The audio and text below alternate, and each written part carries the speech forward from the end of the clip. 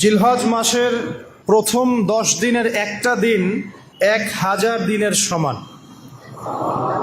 জিলহজ মাসের প্রথম 10 দিনের একদিনের ফজিলত বা মর্যাদা 1000 দিনের সমান, এবং আরাফার দিনের ফজিলত হচ্ছে 10,000 দিনের সমান।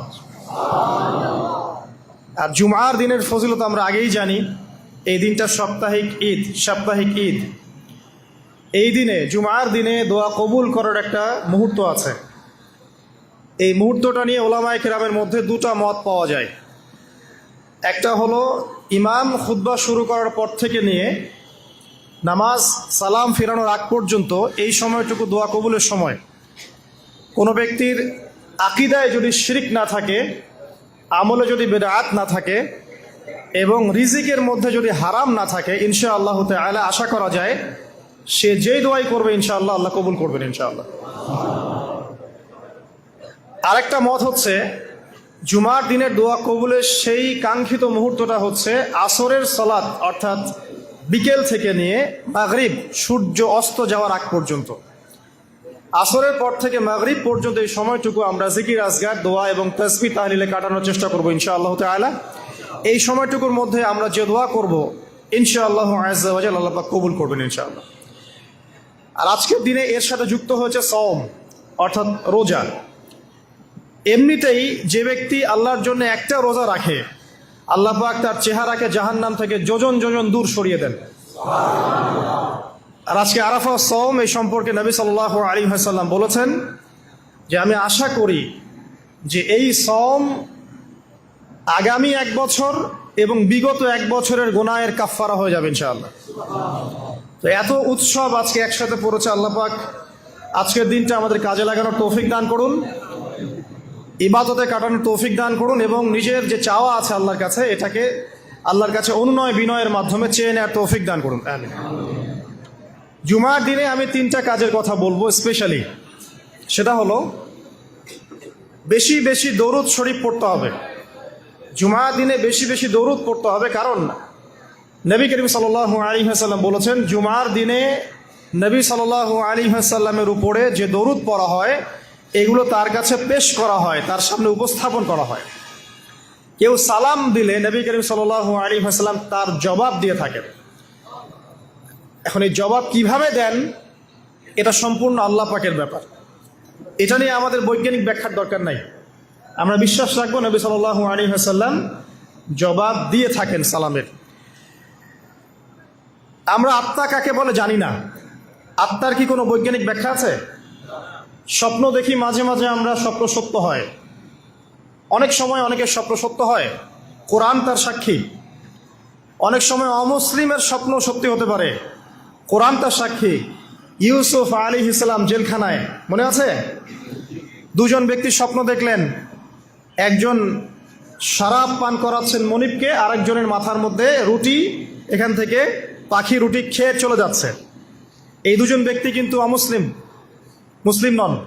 তারপরে ইউসুফ আলাইহিস সালাম বললেন একজন নিষ্কৃতি পাবে এবং তার মালিককে সে শরাব পরিবেশন করবে, সে মুক্ত হয়ে যাবে সামনেই, অচিরেই। আরেকজন ব্যক্তি তোমাকে শুলদণ্ড দেওয়া হবে, তোমার মাথার মধ্যে যে মগজ আছে এটা পাখি এসে খেয়ে ফেলবে।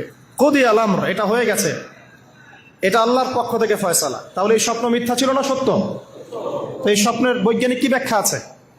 বিজ্ঞান কি এই পর্যন্ত যেতে পারবে? নাই। অতএব সবকিছুর বৈজ্ঞানিক ব্যাখ্যা খুঁজতে হবে না।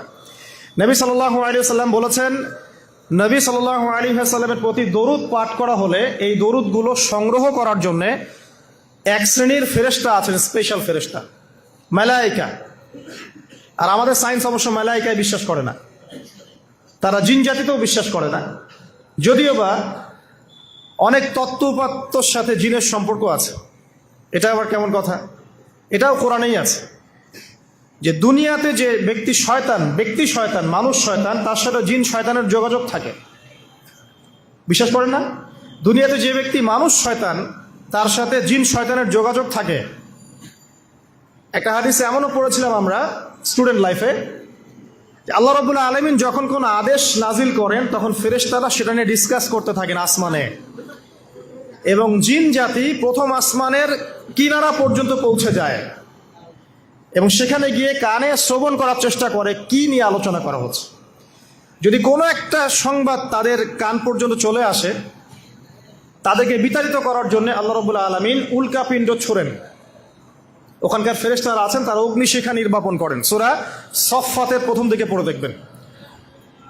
এই জিন দুনিয়াতে যে কবিরাজ বা তান্ত্রিক বা জাদুকরের আন্ডারে আছে, সে এসে তাকে জানিয়ে দেয় এই হতে যাচ্ছে। তখন সেই তান্ত্রিক এই সত্যটার সাথে আরো 100টা মিথ্যা জড়িয়ে জনগণকে বিভ্রান্ত করে। তখন তার কথা ফলে যায়, মানুষ মনে করে যে তান্ত্রিক অনেক বড় কিছু হয়ে গেছে। তো এগুলো সবই ফিতনা। যাই হোক, এই জিনের ব্যাখ্যা কিন্তু আমরা করতে পারছি না বিজ্ঞান দিয়ে। নবী করিম সাল্লাল্লাহু আলাইহি ওয়াসাল্লাম বলেছেন, এক শ্রেণীর স্পেশাল ফেরেশতা আছেন যারা দরুদগুলোকে সংরক্ষণ করেন। আমরা যে কথাগুলো বলছি রেকর্ড হয়ে যাচ্ছে না? আজকে থেকে 100 বছর 200 বছর আগে মানুষ এটা কল্পনা করতে পারত? আমরা এখন যেখানেই মুভ করছি, সিসি ক্যামেরা, ভিডিও, এটা সেটা, স্যাটেলাইট, এগুলো আছে না? আজকে থেকে 300 বছর আগে মানুষ এগুলো বিশ্বাস করতে পারত? আজকে থেকে 1000 বছর আগের কোনো মানুষকে বলেন যে স্যাটেলাইট দিয়ে পুরো বিশ্ব নিয়ন্ত্রণ করা যায়, সে বলবে যে পাগল। তার মাথায় ঢুকবেই না স্যাটেলাইট কি জিনিস। সেই একইভাবে আল্লাহ পাকের জ্ঞান হচ্ছে লক্ষ কোটি কোটি বছর আগের, চির নতুন, চির প্রাচীন, চির আধুনিক। এই জ্ঞানের ঊর্ধ্বে কারো জ্ঞান নয়। এই জন্য এখন এগুলো কথা অনেকেই প্রশ্ন তোলে যে ফেরেশতা আবার কি জিনিস, জিন আবার কি, ইসলাম এগুলোতে কেন বিশ্বাস করে? সুবহানাল্লাহ। মানে তাদের বক্তব্য হচ্ছে ল্যাবরেটরিতে যেটা প্রমাণ করা যাবে না সেটার অস্তিত্ব নাই। প্রত্যেকটা বস্তুকে হয় কঠিন হতে হবে, না হলে তরল, না হলে বায়বীয়, এর বাইরে কিচ্ছু নাই। আসলে কি তাই? তো সব কিছুকেই বিজ্ঞান দিয়ে ব্যাখ্যা করতে হবে জরুরি না। এর ঊর্ধ্বে অনেক কিছু আছে। এর জ্ঞান, এর শেষ সীমা থেকে আল্লাহ পাকের জ্ঞান শুরু হয়। অতএব এটাকেই চূড়ান্ত জ্ঞানের মানদণ্ড মনে করার কোনো কারণ নাই। আমাদের মধ্যে একটা শিরকি আকীদা ঢুকে গেছে এখন। এটা একটা শিরকি আকীদা। সেটা হচ্ছে যে কোনো বিষয় যদি বৈজ্ঞানিকভাবে প্রমাণিত না হয়, কোরআন সুন্নাহয় থাকলেও মনে করি এটার অস্তিত্ব নাই। এটা আমাদের সাইকোলজিক্যাল সমস্যা। এখন এই জেনারেশনের বেশি সমস্যা, কারণ তারা পড়াশোনা করতে করতে মনে করছে সব কিছুকেই বিজ্ঞান দিয়ে প্রমাণ করতে হবে। তুমি তো তোমার আত্মাকেই প্রমাণ করতে পারবে না। একটা মানুষ হাঁটছে রাস্তা দিয়ে, পড়ে গেল, ডেড। এরকম হচ্ছে না? তাহলে কি এমন ছিল তার দেহের মধ্যে, বের হয়ে চলে গেল, সে ডেড? বলবে হৃদযন্ত্রের ক্রিয়া বন্ধ হয়ে মারা গেছে। তা ক্রিয়াটা বন্ধ হলো কিভাবে? কে হুকুম করলো? কার আদেশে বন্ধ হলো? কে নিয়ে গেল রুহটা, আত্মাটা? তো এগুলো তো ব্যাখ্যা করতে পারবে না। সো এই কনসেপ্ট থেকে বের হয়ে আসতে হবে যে প্রত্যেকটা বিষয় বিজ্ঞান দিয়ে প্রমাণ হলে পরেই বিশ্বাস করবো, না হলে করবো না। এটা ঠিক নয়। কোরআন এবং সুন্নাহ যা আছে এটা চূড়ান্ত। এর বাইরে যা আছে এটা যদি কোরআন সুন্নাহর সাথে মিলে যায় আমরা গ্রহণ করবো, কোনো সমস্যা নাই। কিন্তু না মিললে আমরা কোশ্চিনকালও সেটা মানতে রাজি নই। আসুন, নবী করিম সাল্লাল্লাহু আলাইহি ওয়াসাল্লাম বলেছেন, এক শ্রেণীর স্পেশাল ফেরেশতা আছেন, মালায়েকা, নূরের তৈরি, আলোর তৈরি, আলো দিয়ে তৈরি, নূর দিয়ে তৈরি, যারা নিঃসন্দেহে আলোর বেগের চেয়ে বেশি বেগে ভ্রমণ করতে পারেন, নিঃসন্দেহে। আচ্ছা, তো তারা স্পেশালি এই দরুদগুলোকে সংগ্রহ করেন। দরুদ এবং সালাম এটাকে সংগ্রহ করেন, করে নবী সাল্লাল্লাহু আলাইহি ওয়াসাল্লাম পর্যন্ত পৌঁছে দেন। এরপর আল্লাহ রাব্বুল আলামিন, আল্লাহ সুবহানাহু ওয়া তাআলার ইচ্ছায় নবী করিম সাল্লাল্লাহু আলাইহি ওয়াসাল্লাম এর জবাব দিয়ে থাকেন। একটু চিন্তা করেন,